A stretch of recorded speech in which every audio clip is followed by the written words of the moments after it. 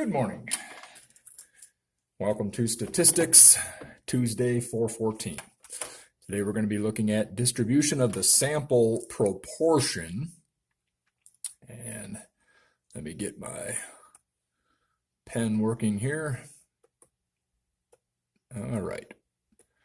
In a previous lesson, in our previous lesson, we dealt with the average of averages, the mean of the mean, in other words. Today will be similar in that we will be dealing with the average of probabilities.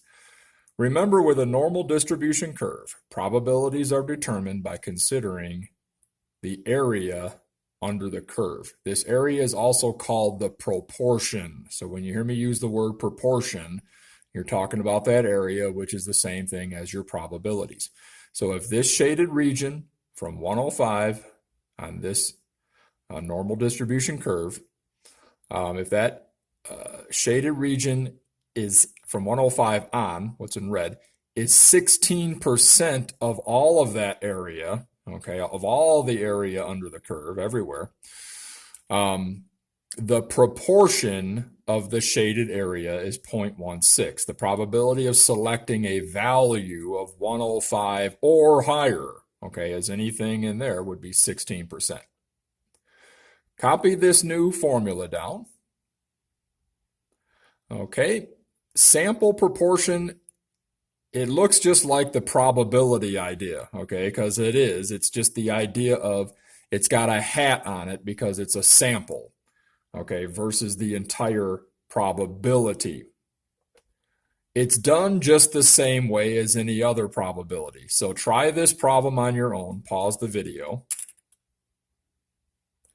Okay, you should have got 0.46. What I mean by it's done just the way the others are is that 556 people out of a total and the sample size of 1,200 said 1,200 adults who vacationed, or they were asked if they planned on working. 552 said they would. So dividing 556 by 1,200 gives you 0.46. 46% of people in this survey, though.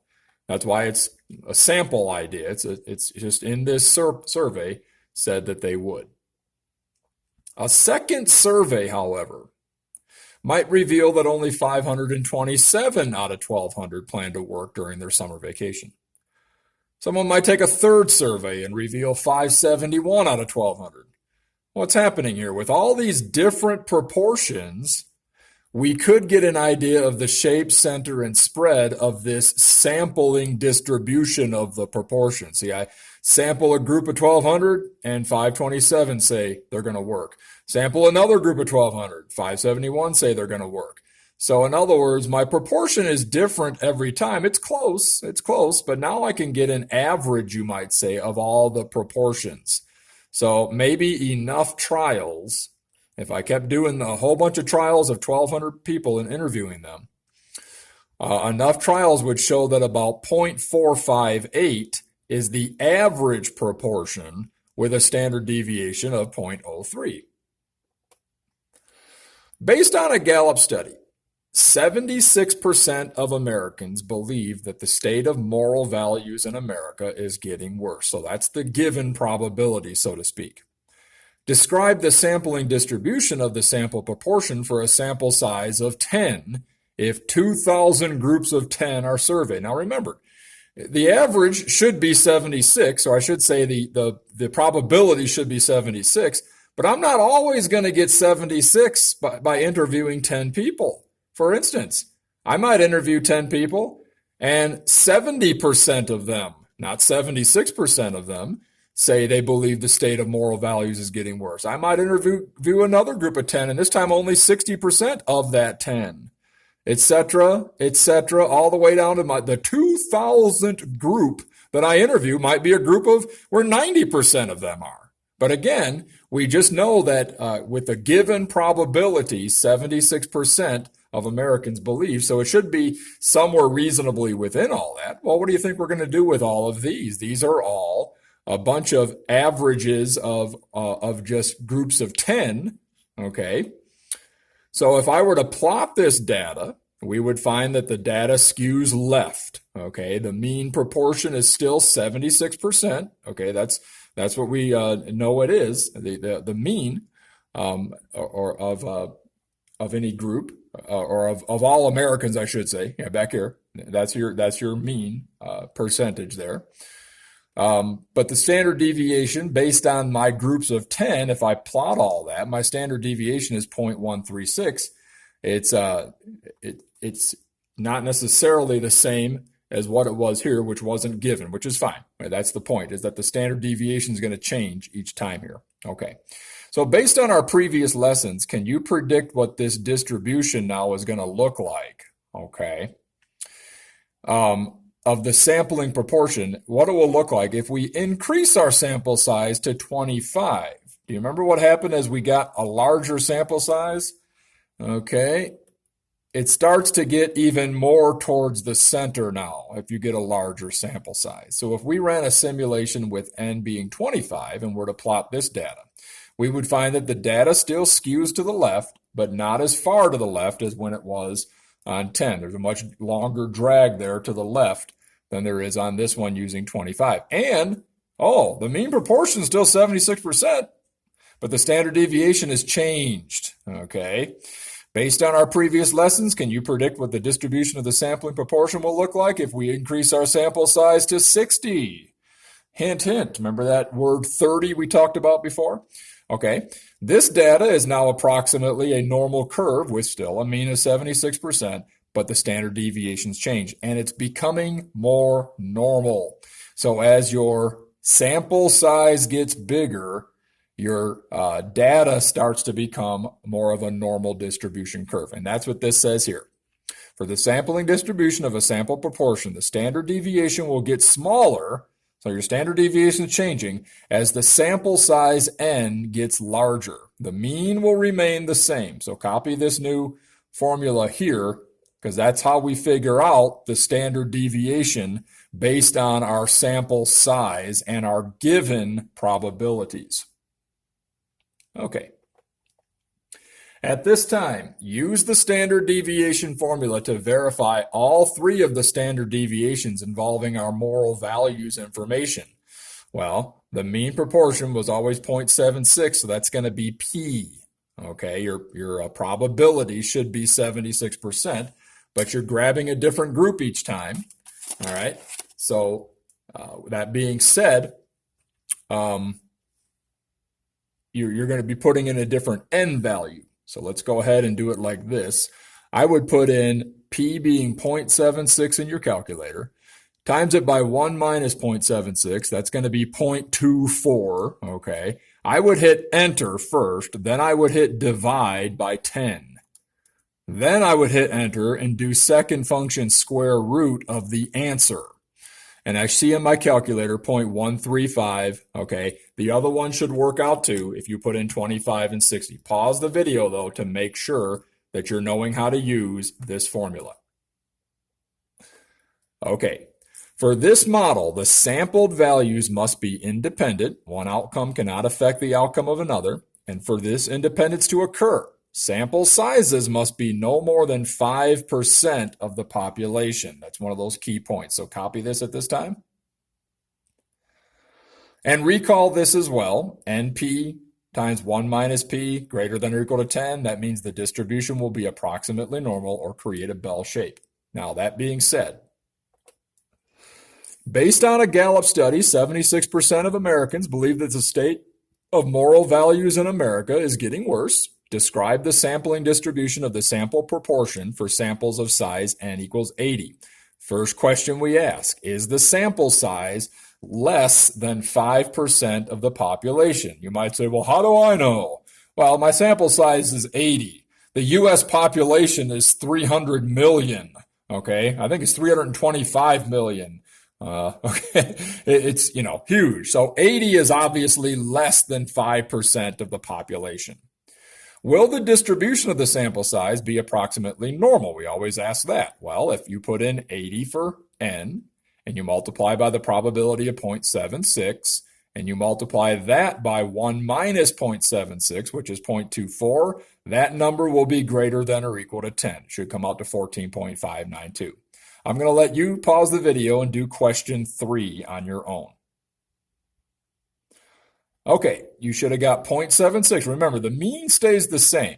The mean stays the same, 0.76. The standard deviation, though, becomes 0.048 because you're doing the square root of 0.76 times 0.24, all divided by 80 at this time. I'm going to see if I can do it all in one step. Second function square root.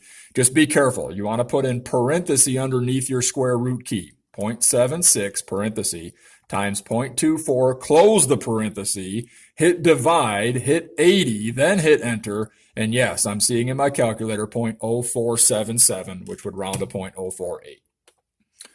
The National Center for Health Statistics has found that 15% of all Americans have hearing problems. So again, that's your given probability or your given proportion or the given mean on average. Okay, all Americans have 15% of all Americans have a hearing problem. I'm going to call that M, that's your mean. In a random sample of 120, what's the probability that at most 12% will have hearing problems? Well, to answer this, let's answer some questions first. Is the sample size less than 5%?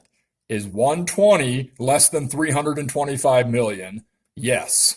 Okay, I'm sorry. Is 120 less than 5% of 325 million? Yes. Okay. Will the distribution of the sample proportion be approximately normal? Yes, it will. Take your 0.15 this time. Okay, I'm sorry. Take your n of 120. Here we go. Take your n of 120, times it by a probability of 0.15, and times that by 0.85, because that's 1 minus that, and that should be 15.3, greater than or equal to 10. And what will be the mean proportion and the standard deviation? Well, like we said, the mean proportion is always going to stay 15%. So it's 0.15. This will change. Pause the video at this time if you would please and figure that out. Okay, we should have put in a p-value of 0.15 times 0.85, but divided by 120. So let's put all that into our calculator in one step. One more time. Put parenthesis 0.15 times 0.85, close the parenthesis, divide by 120, and let's see what we get. We get 0.033, all right, is what I got for mine, 0.033. And I know I'm correct because I've done this already. Okay, all right, so there's our standard deviation of 0.033. Our mean is 0.15. Okay, you can use the z-score or you can use normal CDF. You'll notice I'm starting to use normal CDF more often. It's much faster. The point is, though, you got options if you use the z-table. Center for Health Statistics has found 15%. Okay, what is the probability that at most 12%? Well, here's what the bell curve would look like. Remember, you got a standard deviation of 0.033 and a mean of 15%. So right in the middle, I'm putting 15%. All right. And if I have 0.15 and I add 0.033 to it, one standard deviation is 0.15 plus 0.033. One standard deviation adding 0.033 is going to take me up to right there, 0.183. Subtracting is going to take me down there, 0.117. Well, where is 12% in all of this? 12% is a little bit above that 117, right? Okay. So if 12% is right there, 0.12, just like 117, okay, like 11, okay, is about there, then you want all of this area up to 12%. Well, remember what normal CDF does for you. It takes everything up to that point. So let's put in second function vars. Go to normal CDF number 2. Your lower bound is going to be the -1E99. Okay, all the way up to an upper bound of 0.12, not 12, 0.12. Remember, 15% is the mean, so 0.15 is the mean, so 0.12. Your mean is 0.15 in your calculator. Your standard deviation is 0.033. Enter, enter, enter, and the area under that curve is coming out to 0.18. So rounding 0.187 or about an 18% chance right? That if you grab 120 Americans, 12% of those 120 will have hearing problems. All right. National Center for Health Statistics has found that 15% of Americans have hearing problems, and a random sample of 120 who regularly listen to music. Okay, it's still another group of 120. But this time, all these people regularly listen to music using headphones, and it went up. 26 of them had hearing problems. Okay, and the reason I say it went up, what does 26 out of 120 represent? Put that into your calculator. 26 out of 120 means, about 22%, 21.6 repeating percent. Back over here, it was only 12%. Okay, that we were asking about. Well, this time it's like saying 21% of them. What might we conclude from this is the question up here. All right, information all stays the same, but let's look at a solution for this. Remember, my mean should be 15%. I got a group that was about 22%, 21.7 if I want to round it off, okay? So I want to know what area that is, okay, from 21% beyond. 26 out of 120 represents that much on our curve, okay? The area, shouldn't have a question mark there, sorry. It's just a fact. Okay, the area under this curve is only about 0.2% of all of that area. I know that might sound confusing because you're dealing with percents here as well. But 21% is only about 2% of the whole area under this curve. Okay, now how do we get that? Well, we can use normal CDF, okay, a lower bound of -1 EE9. This time go all the way up to 0.217, okay, instead of 21%, move your decimal, you're making it 0.217. And then you're still dealing with 0.15, you're still dealing with 0.033, hit enter, enter, enter, and it says 97.8, 0.9788. Well, wait a minute. That's the area this way is 97.88%, okay? Subtract that from 1, or subtract 1 from that, and there you see 0.02, okay, in your calculator, 0.021. All right, so remember, when you do normal CDF, it does everything up to that point. If you want the other side of the area, you got to subtract 1. Okay, so what can we conclude about all this? As it says at the bottom, a higher probability of having hearing problems. If we took 100 samples of 120 Americans, only about 2% of those samples would have a 21.7% or higher of having hearing problems. This is unusual, so perhaps those who use headphones should reconsider how they listen to music. All right, try those problems, and if you have any questions, feel free to email me. Have a good night.